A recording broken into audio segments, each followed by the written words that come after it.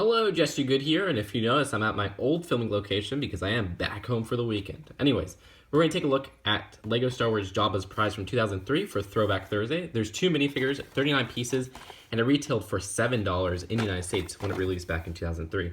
Now let's open this sucker up. Alright, so just punch a hole in this, and pull, and dump everything out. And there you go. So the first minifigure we'll take a look at is the coolest minifigure of the set, Boba Fett. And this is the original one from 2000. It's just reintroduced here in 2003. And there's a lot of differences between this version and the new version that you could find in sets like the Carbon Freeze Chamber from this year, which I actually have right here. So you can compare the two. You can see the older one lacks a cape on the side, or the little side cape. There's probably a specific name for that I'm not sure of. The old one is actually a normal gray color, or light gray color, while the new one is a sand blue for the arms and legs.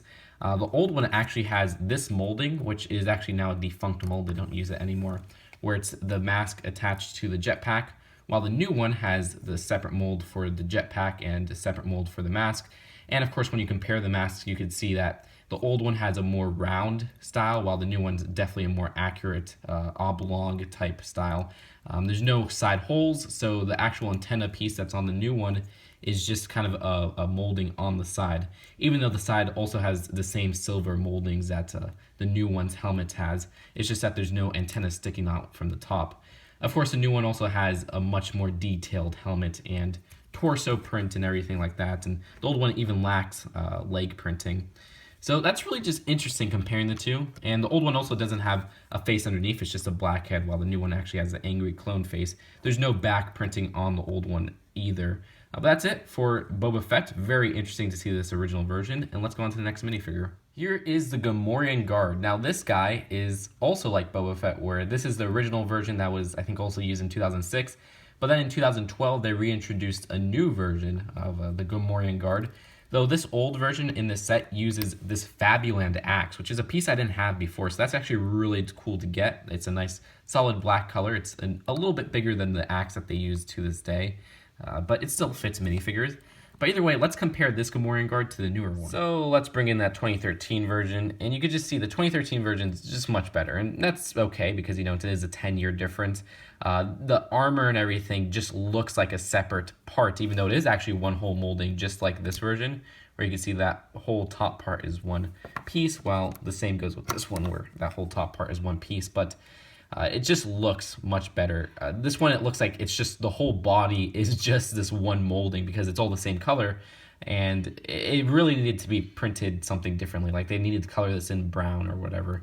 And you can even see on the back, there's just a lot less detailing on this older version, which is okay. You know, it is a 10-year difference, which is a lot in LEGO time. There's no printed eyes or anything like that. One thing that's interesting to note is that he's sand green in this older 2003 version, which makes me wonder, why didn't they use that coloring for Boba Fett? That would have made a lot more sense and would have looked more authentic, because the coloring for this 2013 Gomorian Guard is much closer to the coloring of the Gomorian Guard in the movie than this sand green they used right here. So that's just kind of interesting to note. But other than that, comparing the two, there's also no printing on the legs, which the newer one does have some leg printing. But leg printing was really not much of a thing back then, especially near these corners. It was just much more, I guess, pricey to print on the legs. So that's it for comparing the two Gomorian Guards. And let's go to the last part. So here's a set all together. You just kind of put the minifigures on the front right there. It's a very small little set, but, you know, it is $7, so that makes sense. There's not much going on here. There are some cool little details. For example, I like this little printed 1x1. That was actually a nice touch that I didn't actually expect in this set. Also, I like, of course, Han Solo in carbonite, which you thought I was done with the comparisons. No. So this is a newer carbonite piece that they've been using since, what, 2011 or something like that. And you could compare the two, and you could see the older one is really just a pillar piece with the printed Han Solo, and it just looks a lot worse than this new one, which has actual molding on it. It's not just a flat piece with printing. So, of course, they phased that one out, I think, around 2006. I might be wrong, though. And that one actually has a nice silver shine to it, which I do appreciate. And there is a play feature there where if you push this up, it kind of folds over like that. That's really the only play feature of the set. Other than that, like I said, not much going on here, but that's okay for the price and everything like that. So that is it for the build, and let's go on to some of the packaging material, and then we'll go on to the final verdict. So just taking a look back at the box, you see it has a 2003 design. I think it was also used for 2002. And they show all these little pictures on the side for the minifigures.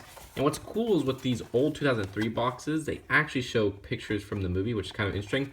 But I'm kind of sad because there's no alternate set build on the back or anything like that, which is something you usually expect with these older sets. And the instructions have some cool advertisements for some old 2003, 2004, 2002 sets.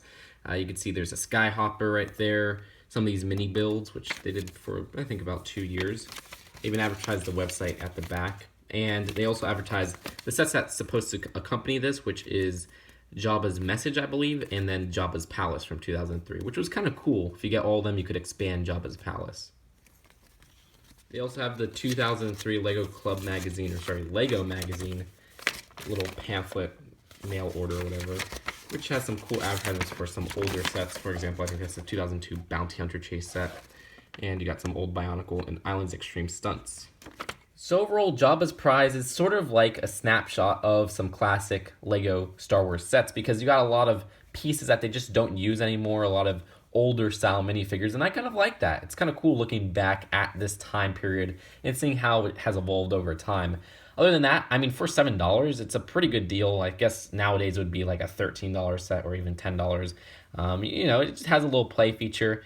Of course, nowadays it would also be a lot more intricate than just this little, 39-piece build. So, yeah, there's not much else to say here, and I hope you guys enjoyed this Throwback Thursday review, and I'll see you guys later on Throwback Thursday. Peace out. Bye.